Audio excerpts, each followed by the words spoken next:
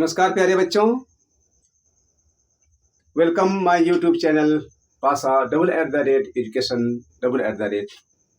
आज हम लोग फ्यूचर टेंस के बारे में पढ़ेंगे कि फ्यूचर टेंस होता क्या है, किसे कहते हैं और इससे क्या समझते हैं। तो आइए इस प्रकार हम फ्यूचर टेंस को परिभाषित करते हैं। फ्यूचर टेंस से यह बोध होता है कि कोई काम आने वाले समय में होगा। इस टेंस से यह बोध होता है कि कोई काम आने वाले समय में होगा। जैसे मैं पढ़ूंगा, लिखूंगा, जाऊंगा, हंसूंगा, खेलूंगा इत्यादि। अब बात आता है कि इसके भेद होते कितने। तो प्रेजेंट टेंस और पास्ट टेंस हम लोग पढ़े, प्रत्येक का 4 भेद। उसी प्रकार इसका भी यानी फ्यूचर टेंस के भी 4 भेद होते हैं। तो उसमें पहला भेद है सिंपल फ्यूचर। तो सिंपल फ्यूचर के बारे में हम लोग जाने। तो आइए देखते हैं। इस टेंस से यह बोध होता है कि कोई काम आने वाले समय में घटित होगा, यानी होने की उम्मीद होता है कि आने वाले समय में कोई काम होगा। जैसे मैं बगहा जाऊंगा, आने वाले समय का बोध कराता है। वह लिखेगी, आने वाले समय में वह लिखेगी। और इसको हम कैसे पहचानेंगे कि ये सिंपल फ्यूचर का वाक्य है। तो उसका पहचान चिन्ह दिया हुआ है। जिन हिंदी क्रियाओं के अंत में गा हो या गी हो या गे हो इत्यादि लगे होते हैं, तो हम समझ जाते हैं कि वो सिंपल फ्यूचर का वाक्य है।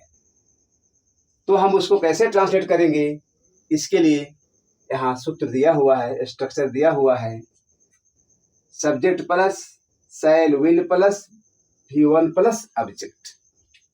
अब इसमें सहायक क्रिया 2 तरह का दिया हुआ है, शैल और विल। दोनों का प्रयोग कहाँ कहाँ होता है उसके बारे में हम लोग अब जाने। शैल का प्रयोग करते हैं फर्स्ट पर्सन आई के साथ और फर्स्ट पर्सन वी के साथ शैल का प्रयोग किया जाता है। और बाकी जितने भी सब्जेक्ट हैं, यू हो, दे हो, ही सी हो इत्यादि, उन सबों के साथ हम विल का प्रयोग करते हैं और सभी के साथ वर्ब का पहला रूप लिखते हैं। तो इस सूत्र के अनुसार इस एग्जाम्पल को हम ट्रांसलेट करेंगे। पहला एग्जाम्पल है मैं जाऊंगा या मैं जाऊंगी। दोनों का ट्रांसलेट एक ही होगा, आई शैल गो। लड़का हो या लड़की, एक साथ हम शैल का प्रयोग किए और वर्ब का पहला रूप। नेक्स्ट सेंटेंस है वह किताब पढ़ेगी। यहाँ वह थर्ड पर्सन है, सिंगुलर नंबर है। इसके साथ हम सहायक क्रिया विल का प्रयोग करते हैं। तो she will read a book, वह किताब पढ़ेगी। नेक्स्ट सेंटेंस है राम पत्र लिखेगा। राम भी थर्ड पर्सन सिंगुलर नंबर है, इसीलिए इसके साथ भी हम सहायक क्रिया विल का प्रयोग करेंगे।